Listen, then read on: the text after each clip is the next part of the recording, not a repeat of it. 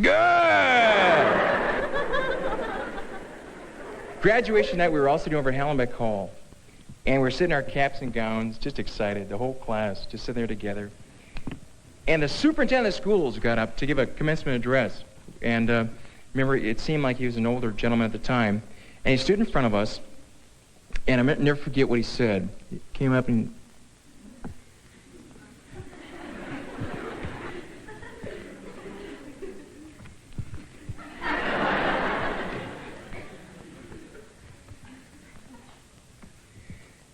Graduating seniors,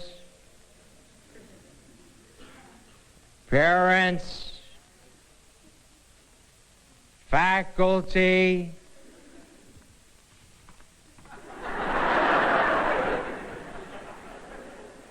honored guests, the high school years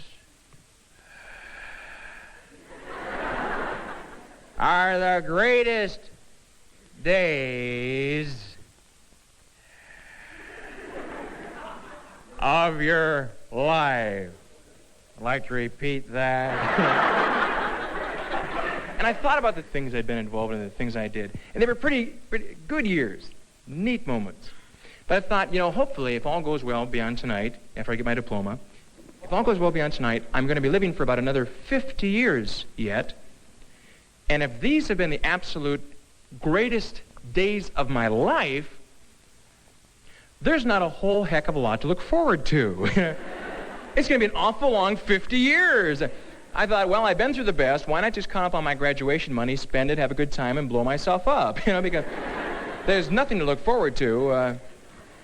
But as I look back at that statement, and as I visit with students across the country and see what kind of things are going on, I think I get a better feeling for what people are trying to say when they say the high school years are the greatest days of your life. That's what I want to talk about today for a little while.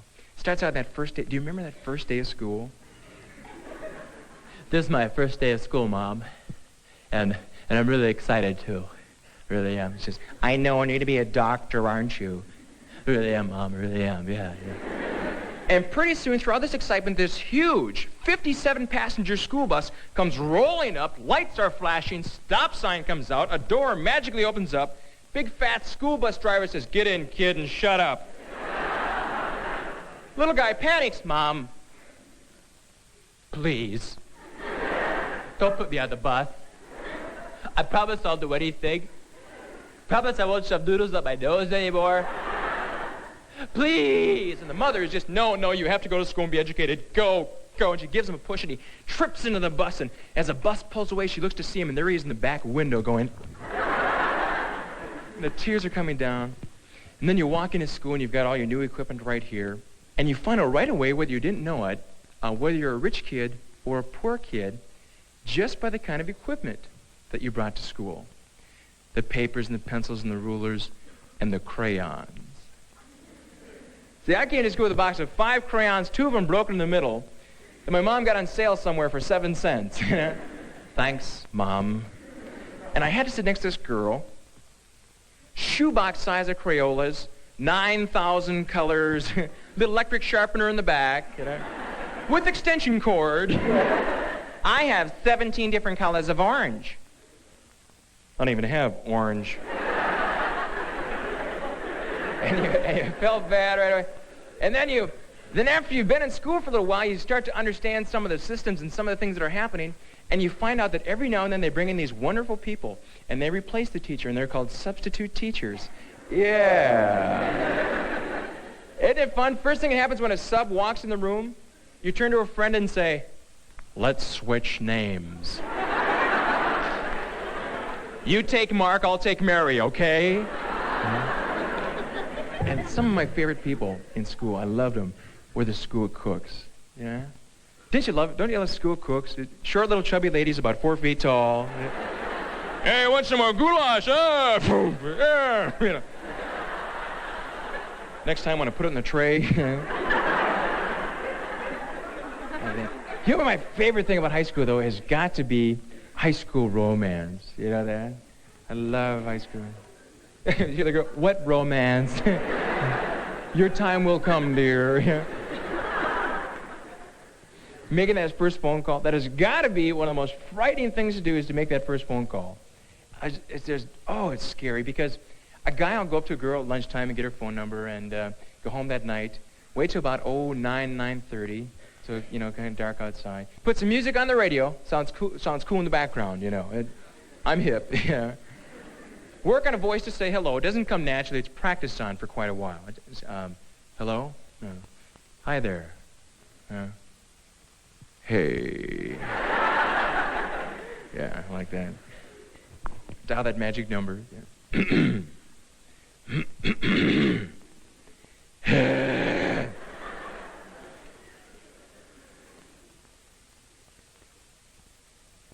Up, the mother answered. Hang up. Oh, that was close. When you finally hang on long enough, who do you usually get but little brothers or little sisters? That ever happened to you? You call up and say, hi, is Susan there? Who's this? None of your business. Do you want to put Susan on, please? Well, what do you want her for? Look, you little creep. I just want to talk to her. Do you want to put her on? Just a second. I'll see if she's here. Because I don't know if she is. You know what? I've got a cold. And you know what? I'll go back to school for 3 months. Well, will you hold, please? I'll call her. The boy! Or the worst thing that ever happened is I going out for a girl for about 2 or 3 months. Everything was just going fine and dandy. We were having the greatest times. The music was playing in the background. It was probably because we had radios going on an awful lot, but it was just all excited. I called her up. Not only did she have a couple of little brothers and sisters in the house, but she also had a couple of extension phones hidden here and there throughout the house. And I made the mistake of calling up and sitting in the dark. Whenever you sit in the dark, you always tend to be more romantic. And I sat in there and said,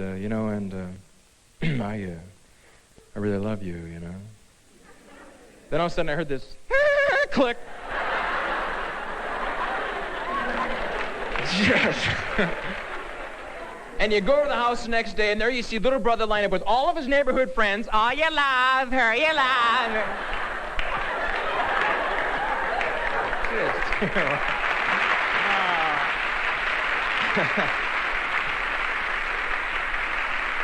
And then you go over and meet the parents. I don't know about you, but I could not stand meeting a girl's parents. It's the most frightening thing that's ever happened to me, because it's the only time in life I ever got a nervous twitch. The right-hand side of my mouth wanted to meet my right eye. It looked like a bowl of Jell-O. Just and I'd leave the car door. I'd walk up. As soon as I rang that doorbell, ding dong, it hit. The mother opens up the door. Hello, Susan. There's someone here for you. Perfect first date for me had to have been movies. The lights come down low. Both put your arm in the armrest. Boom.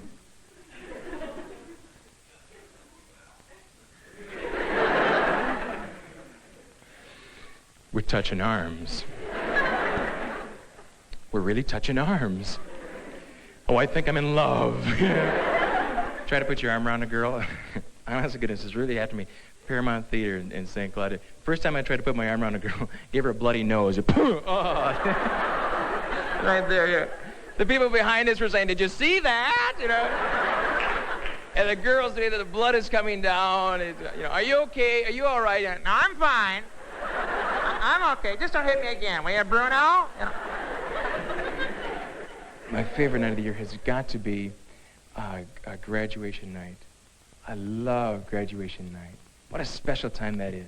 That's when a class is just so together, and there's such a unity in the school, and a lot of magic happens.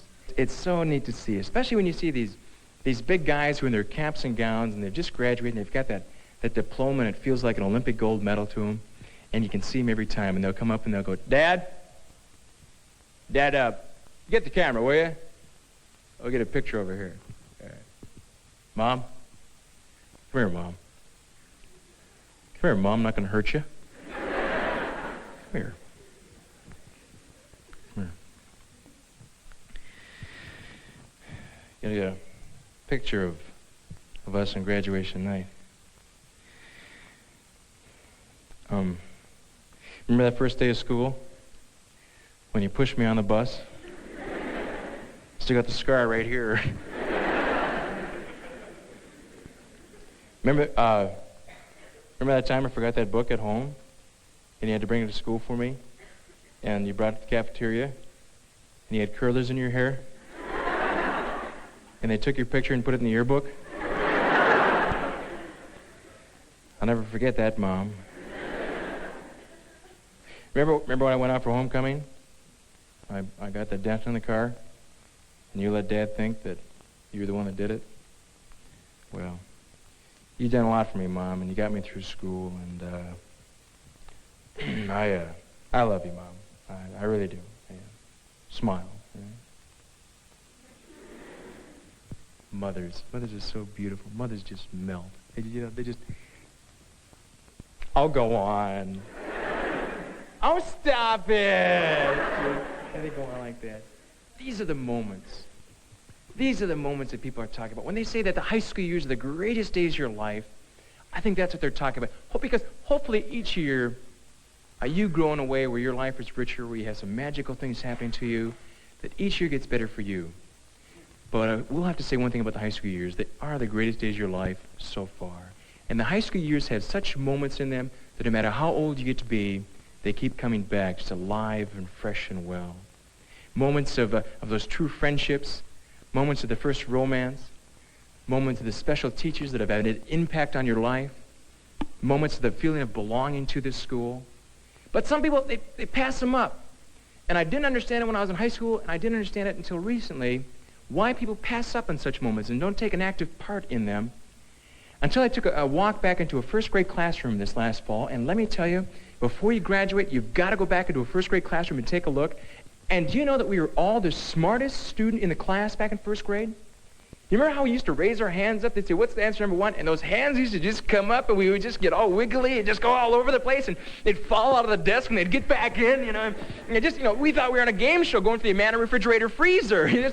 Oh, please call me, please. Oh, please call me. And the teacher would just sit there and tire us out for about 5 minutes, And finally say, yes, Mark, what's the answer?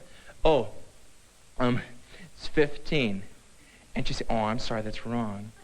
And so the whole class behind us would go, ha, ha, ha, ha, ha. Sharon Brock's a dummy, Sharon Brock's a dummy. And it kind of hurt, and as we kind of slid back into our desk, it kind of hurt, and but then about third grade, that hand was more like this, you see. And about seventh grade, it was right here. And freshman year, it's about like this. And by the time you get to be a senior, it's, man, no way am I going to put my hand up in the air. I've been through that game too many times. And that's what happens to us. Or to that girl who goes to dance for the first time, and she's a freshman or she's a sophomore, and she's a pretty girl.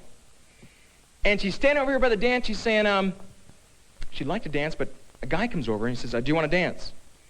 And she says, well, I'd love to, but I'd like to kind of wait till there's maybe more people on the dance floor.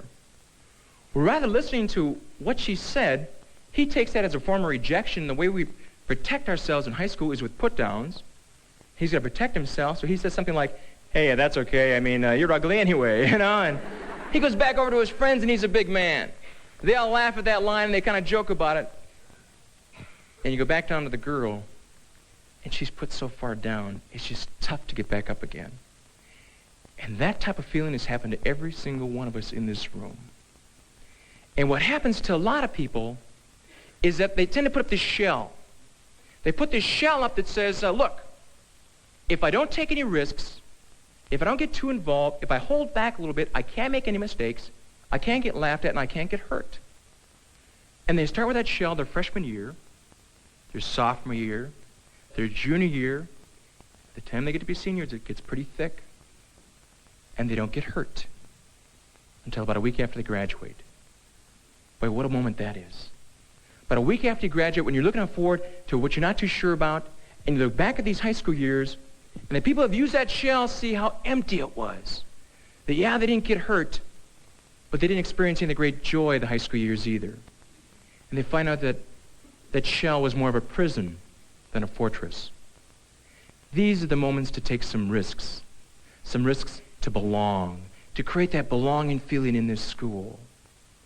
And some of you sitting out there, And some people who sit and listen say, well, look, I'm only a freshman, or I'm only a sophomore, junior. As soon as I get to be a senior, that's when I'm going to get more involved. That's when I'm going to create a better feeling. That's when I'm really going to get crazy, because people look up to seniors. People admire us. Hey, as soon as I can just graduate. I've been stereotyped at this school. People only see me as this kind of person. As soon as I can graduate, that's when I can really be the kind of person that I really want to be. And hey, as soon as I can just move away from home and get that first job. If I can only move away from home, get away from my parents, start making my own money, hey, as soon as I can just get that next promotion and move away, I am going to do so well because I'll do what I want to do. I can just live out my dreams. Hey, as soon as I could just retire.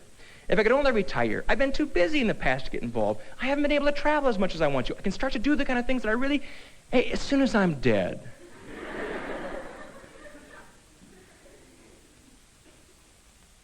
As soon as I'm dead, I'll have all the time in the world. And now is not the time to seal up, but now is the time to take some risks to belong, some risks to have some fun during these neat high school years. Because you know why? When you graduate from here, you don't remember the books and the desks in the classroom. You remember the people in this school, the people in this room, the people that mean the most to you in these close personal relationships. Those are the things you remember. And the more risks you take involved in the school and with your friends, the more the great joys you experience because of the high school years. These are the moments to take advantage of them and create such neat things. It's a time to take apart, to be apart, to make these days the greatest days of your life so far. You've been outstanding. And I wish that the rest of your high school years that are coming up are filled with laughter, love, and tears of joy. Thank you so much.